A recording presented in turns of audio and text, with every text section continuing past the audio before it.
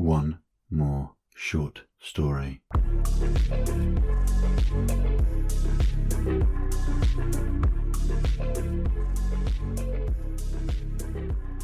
Hello and welcome to a very special episode of One More Short Story with me, Chris Fulwell. This episode features more stories in one episode than we've ever had before. It is the Lucky 7 episode.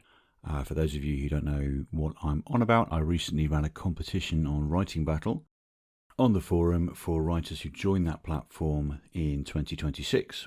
And we had a huge amount of interest, which was great. I think we had 82 entries into the competition and 7 were randomly selected. And those are the stories we have for you today. We've got a range of genres. We've got some haunted house. We've got some space bounty. We've got some sort of gentle, more introspective stories. We've got some more intense stuff. We've got some comedy in there too.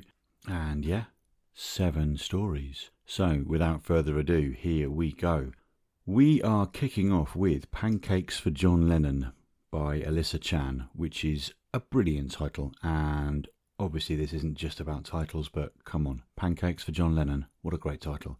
This was in the haunted house genre, and Alyssa had the prompts Haunted House, Optimist and Pancakes. It is narrated by Caro Robson, who's done a lovely job here, so I will sit back and let you enjoy Pancakes for John Lennon by Alyssa Chan, narrated by Caro Robson.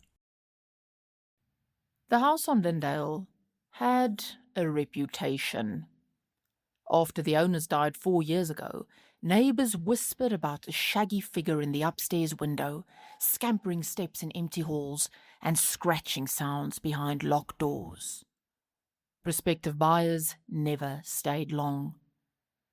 With each departure, John Lennon's ears drooped again. For 4 years the sheepdog had haunted the house alone, waiting for his people to come home. Every evening he heard cars outside, and hope sent him flying to the window again. Every evening he was wrong. But dogs are optimists by nature, and tomorrow always feels possible. Then, one afternoon, a minivan arrived. Johnny rushed down to the front door. "I call biggest room!" the boy yelled as the family lugged suitcases inside. Johnny bounded straight through them, barking ghostly barks. Only the cat seemed to notice. She froze in the foyer, tail twitching at the incorporeal canine. Johnny wagged hopefully. After a long pause, the cat blinked once. Acceptable. The next morning, Johnny's nose twitched him awake. Sleepily he sniffed the air. Breakfast! He bolted into the kitchen, thrilled at the warm burble of happy voices and clattering dishes. The new family laughed around the table while he wound unseen between their chairs. Then, swift and sneaky, he snatched a bite from the boy's plate while everyone was distracted. The cat blinked conspiratorially from the countertop. Maybe all dogs go to heaven, maybe not. But for one dog, in one haunted house, tomorrow was finally here. It tasted like pancakes.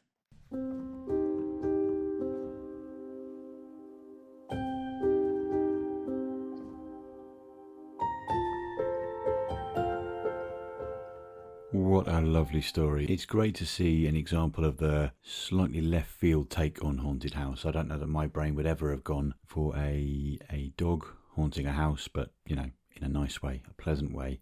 And then suddenly being so excited when the family gets there. I love the interactions between the dog and the cat, and I think special points to Caro for the way she says the word acceptable as the cat. It's marvellous. That dog, that John Lennon, a good dog who deserves their pancakes. Very nice work, Alyssa.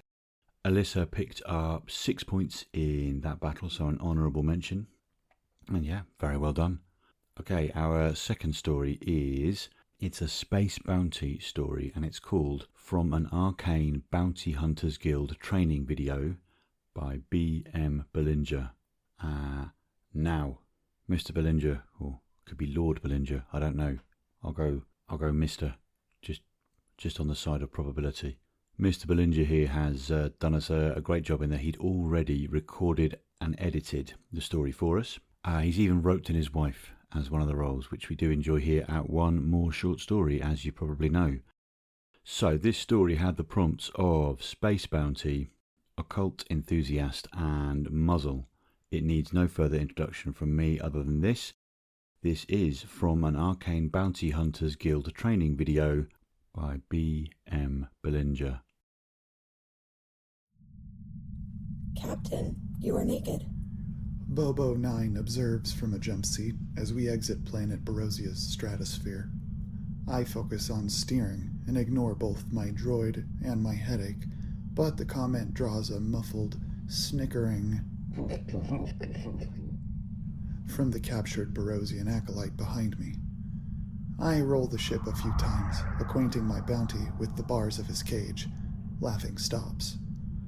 For a fleeting, blissful moment, I'm comforted by the cosmic kaleidoscope of spinning clusters, nebulae, and galaxies outside the viewport, followed by the unmistakable sound of several dozen ritual crystals shattering on the Contentamento's deck.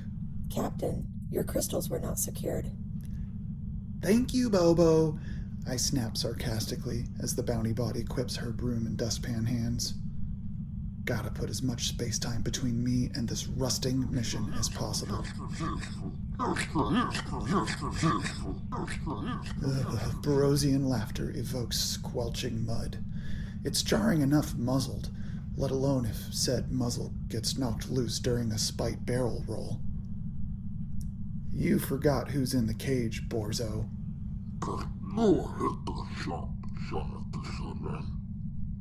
Captain, he says, you forgot to close the portal, dumb naked human.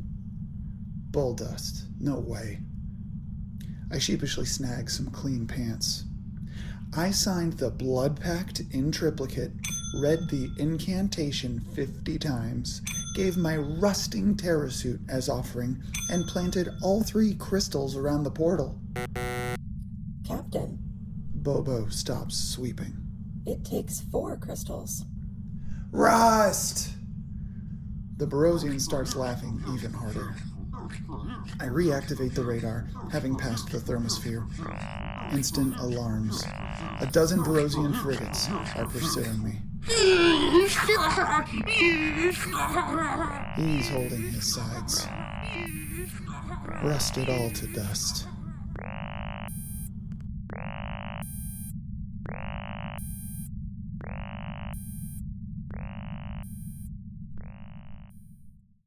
Lovely, really good recording and editing there. I love all the effects. I love the awful captive in the back of the ship making all that noise and knowing something that the main character doesn't know. I love the kind of slightly screwy back and forth dialogue style. It reminds me of the sort of Han Solo Luke dialogue there, or Firefly. So many other sci-fi dynamics that came flooding back to me when listening to that story. So yeah, really well done. Now, Mr. Belanger got 7 points in this competition in the house stage, and that meant he qualified for the knockout stage, and he made it through to the round of 32, the thrilling 32. Not a bad showing at all, especially for one of your first writing battle stories, so very well done. Our next story today is The Golden Pheasant. Now this is by Coyote Dave, and it was in the big chase genre. The prompts were big chase, chef, and bucket, and this is narrated by Andrew Filer. I don't want to say any more about this story at this stage. I'm going to sit back and let you enjoy it exactly as it is. Here we go. This is The Golden Pheasant by Coyote Dave, narrated by Andrew Filer. Her talons kicked dirt directly into my eyes as she juked my grasp. I blinked aggressively to expel the clumps under my eyelids. The golden pheasant screeched, mocking me. I dove in her direction, gripping her wings, flipping onto my back and hugging her tight. In my grasp, she scraped my chef's coat, trying to run off my chest. Her talons tore through the threads and scraped my flabby belly, reminding me how my body is also made of meat. Now I screeched in pain, involuntarily releasing her. She stood on top of the dumpster, flaunting her painted feathers. What a divine sight she was, with her gold head, red belly, and the iridescent teal accents on her wings' tips. To know she'd be fed to the governor's son tonight felt like sacrilege, but killing her was the first of many steps in preparing butter-poached pheasant. From atop the dumpster, she could easily hop over the fence and escape. My next strike would be decisive. I crept down and picked up a metal bucket. I approached from the fence side, my presence cutting off her best escape path. My feet sank into the black trash bag incline, and I gripped the rusted ledge, hoisting myself to her eye level. She screeched and ran before I could trap her under the bucket, so I beamed it at her. Bonk. Her gorgeous neck bent at an unnatural angle, and she was limp on the ground.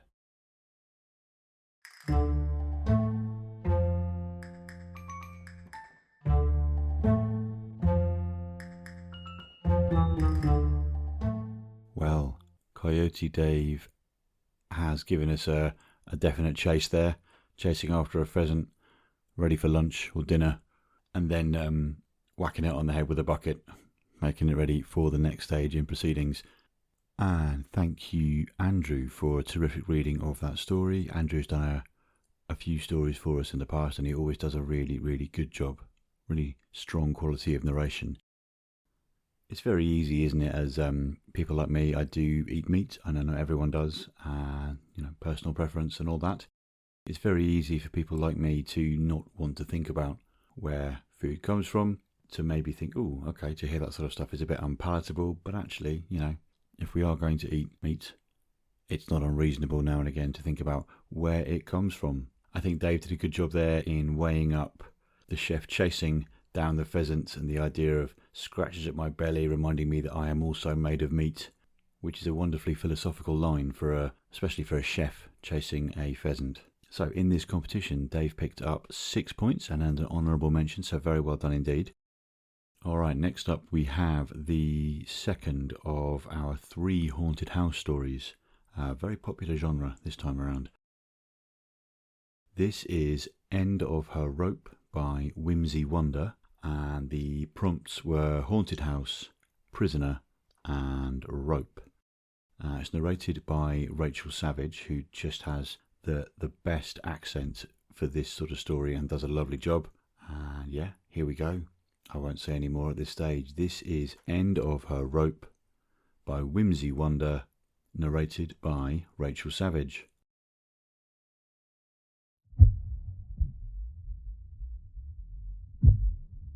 Incense for cleansing.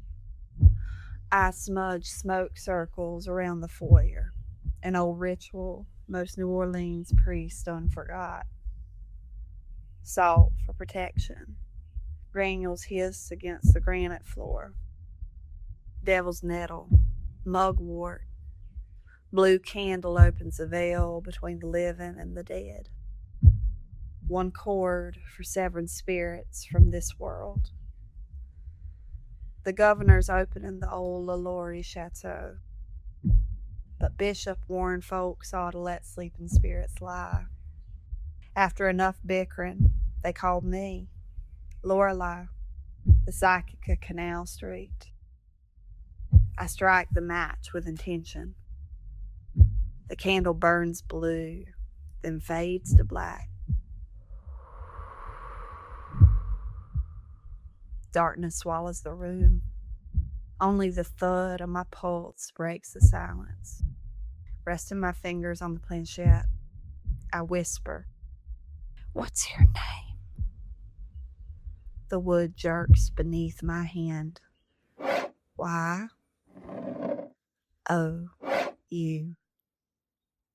My tongue dries like cotton. Can I set you free? Y-E-S. How? The board trembles beneath my fingertips. R-O-P-E.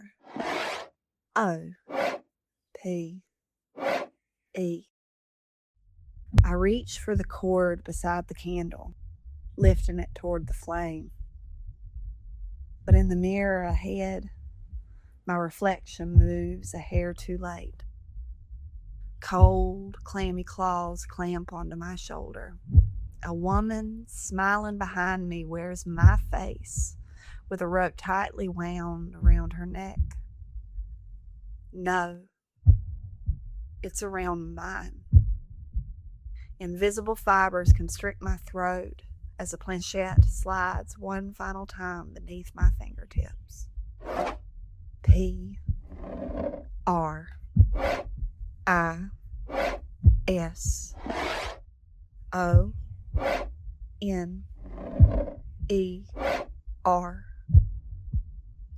Bishop knocks on the door, asking if everything's all right, just as my body lets him in and smiles.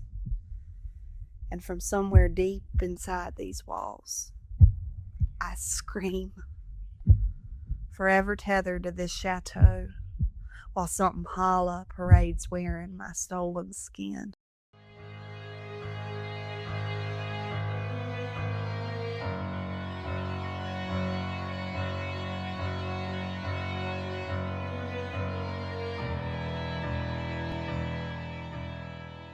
Well, there we go.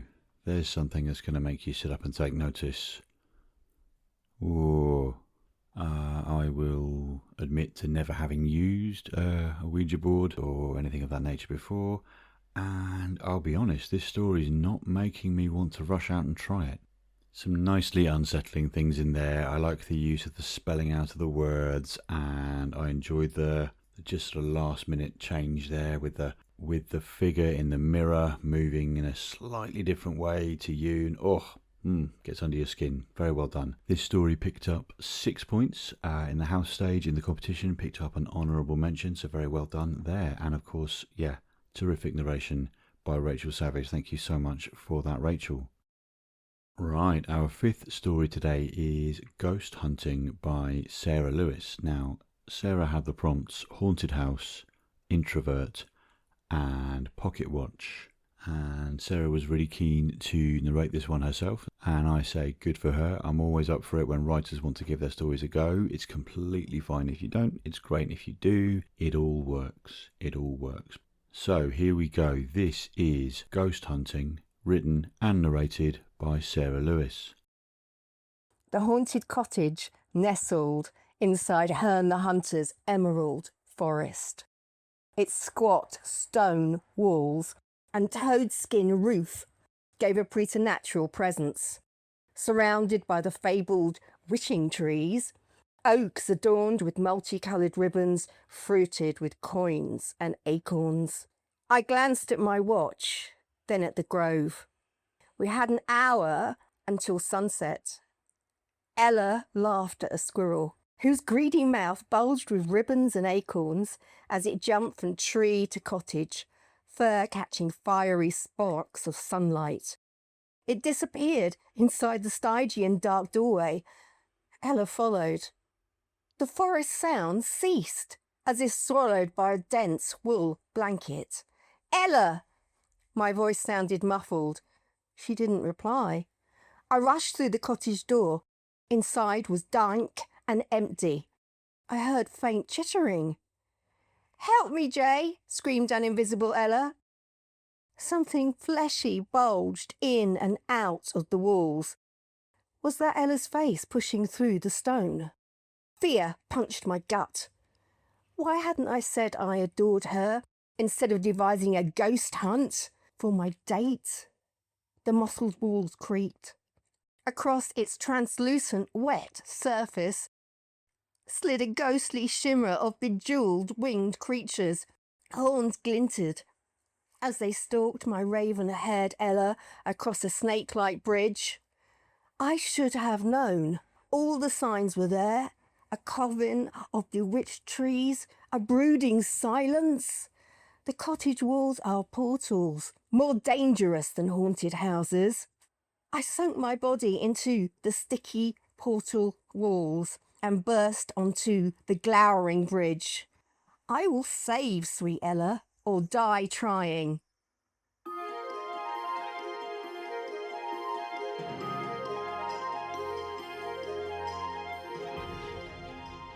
Whoa, talk about an extreme ending to a date. Blimey. Gosh, just chasing after poor Ella there and having this figure emerging through the walls and all sorts. Whoa, gruesome stuff. What's been really good is just hearing from Sarah and getting ready for this episode. She knows she picked up a couple of points in the house stage, but she's already thinking about what else she can do with that story and taking on some feedback. She's already talking about writing a next part, and who knows where that will go. It's one of the great things about writing battle is you write a story, and then regardless of how it performs in the competition, there's always more you can do with it.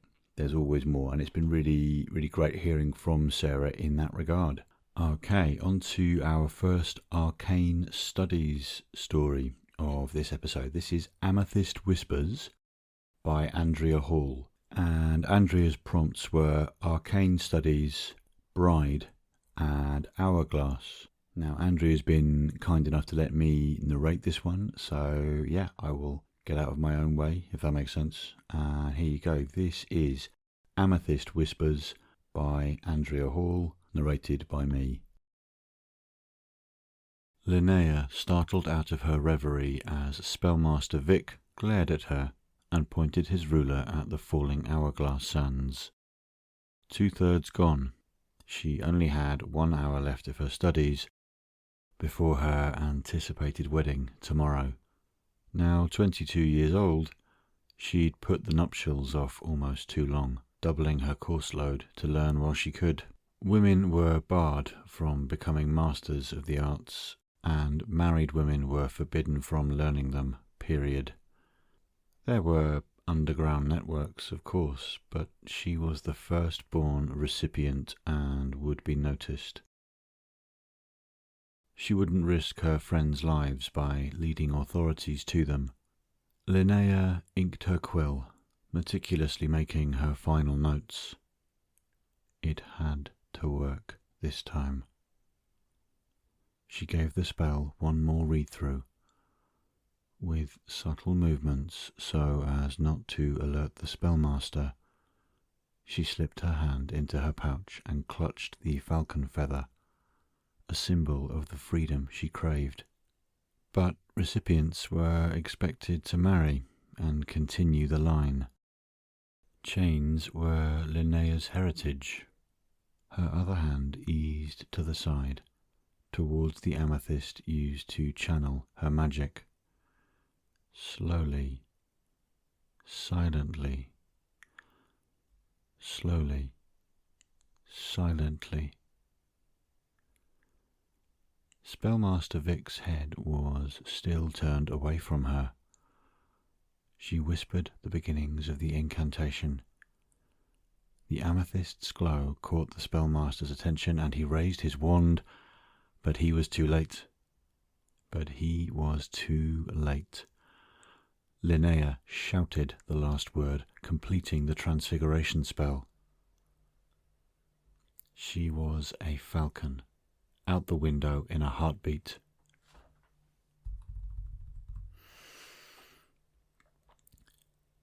Linnea shed her chains, spread her wings, and soared.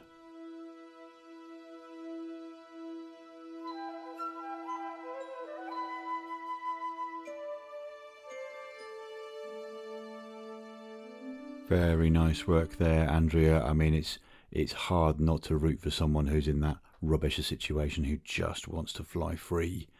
And it's really lovely at the end there with Andrea giving us that falcon bursting out of the window and disappearing off into the sky, and grumpy old Spellmaster Vic, sorry Vic, not today.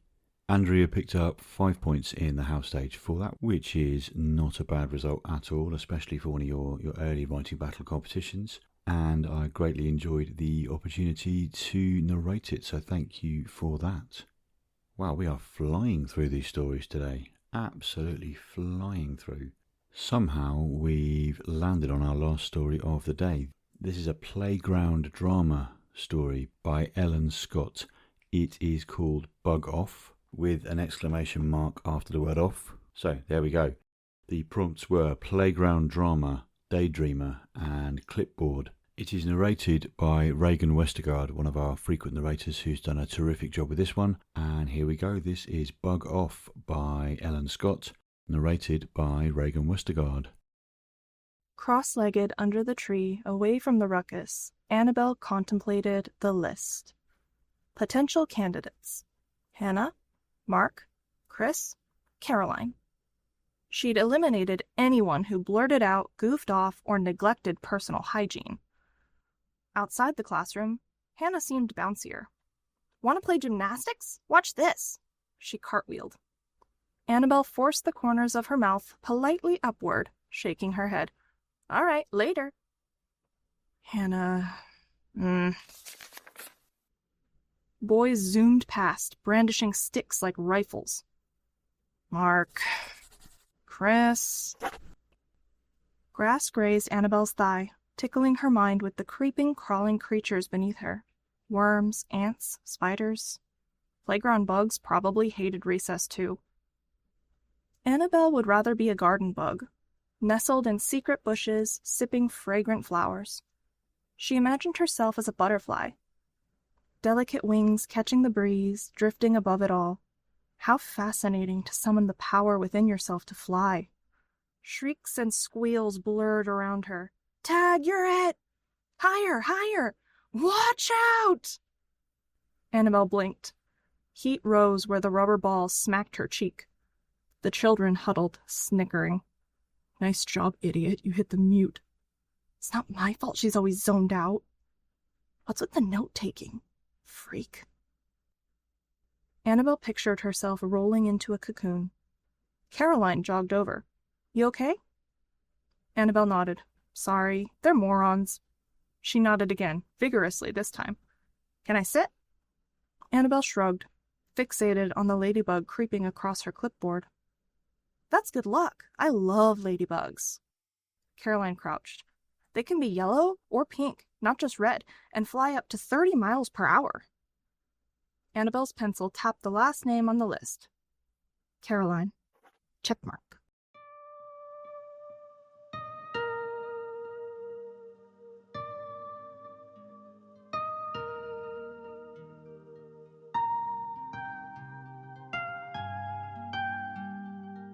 There we go. Thank you, Regan, for another lovely job of narration. There are lots of things to enjoy in that story. I think for me, the portrayal of children is sometimes hard to get right. It can be over the top. It can be too viewed through an adult lens, but that's not what Ellen's done here, in that she's got the kind of simple, playful nature of what the kids are off to, running past with sticks or whatever, but also the cruelty that can sometimes happen when we're children, where one of them goes, oh, nice one, you hit the mute.